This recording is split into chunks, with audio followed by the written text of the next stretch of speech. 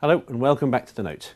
The rally in US stocks has been going on for almost exactly 5 years now, and the S&P 500 has been at all-time highs this week. Can there possibly be any more growth opportunities out there that haven't already been exploited by the market? Can there be a way for growth stocks still to win? With me now to discuss this is the head of equity investment strategies for one of the most famous growth houses in the US. He's Nick Thompson from Janus. Thank you very much for joining me today. Thanks for having me, John. Now let's start with an overview. The two most famous styles of investing, value and growth. Normally you would expect, one or the other is outperforming the other at any time for quite a long period. They normally go in cycles. This rally, absolutely everything, its style appears to have made no difference at all. Why do you think that is? And what would be the case for growth at this point? Well, I think this chart has a lot to do with the starting point, and Sure. The starting point really matters. Yeah. If you were to look before this starting point, there was quite a differentiation between growth and value. I think what we've seen over the last 5 years is a return to a more normalized world than we had post the crisis of 2008. And so over this entire time period, people have been looking and expanding the horizon for which they're willing to accept and predict that growth can happen. If you go back to 2009 and I asked you if stocks could grow, the question would be, can they grow tomorrow? Right. Because no one was sure whether or not we were going to walk off an economic precipice. And we had that period of time, kind of a risk-on, risk-off trading environment all the way through 2009, through 2010. 2011 and even in 2012, there were periods where there was concern about whether or not the world could or would ever grow again. Right. And now we sit at the end of 2013 with really an economic environment and a backdrop that is favorable again for equity investing. Okay. So I think so much of this move has everything to do with investors coming back and a willingness to predict and anticipate the future. Okay, now the growth philosophy is about looking for opportunities for growth out in the real world rather than starting with company balance sheets and trying to work out if they're cheap. So let's take a look. This is one opportunity that apparently you've identified for growth, which is in the growth in online and mobile shopping. Take me through why Janus is interested in this space, how you might make money here.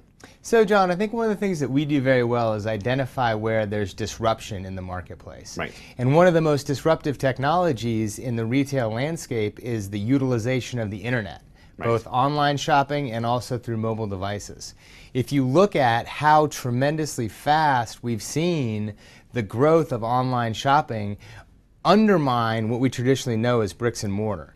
The other side of this chart is that you've actually seen traffic in malls drop over 60% over the last 3 or 4 years.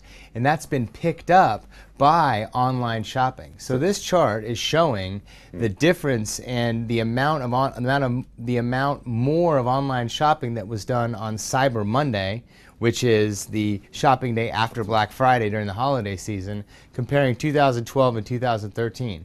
And what you could see here is the significant online growth Yes. for shopping at department stores. Now, this obviously came out of bricks and mortar. And then in health and beauty, you actually saw mobile growth, meaning people using their smartphones and their tablets Right. to shop. Okay, quite remarkable growth trend there.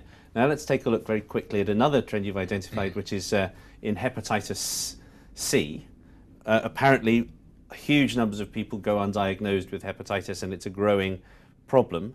So presumably there's a way of investing in biotech companies or in pharmaceuticals to try to exploit this. Where do you see the growth opportunity here? So this is really just one example of a trend that we're investing in, which is these high unmet medical needs that new biopharmaceuticals and biotechnology companies are able to address. And what really happened here is that 10 years ago, we mapped the human genome, and that science has taken 10 years to get into effective treatments for many of these diseases. So a lot of diseases, hepatitis C being one of them, which impacts 150 million people globally, has gone largely untreated. Right. Or through treatment protocols that were very intolerable to patients. So previously, treatment for hepatitis C was 4 pills 4 times a day with flu-like symptoms. Right. The new companies and the new treatments out there are 1 pill once a day with virtually no side effects. So we believe that this is creating a huge investment opportunity for the companies that are meeting these high unmet medical needs. Okay, now very quickly, one final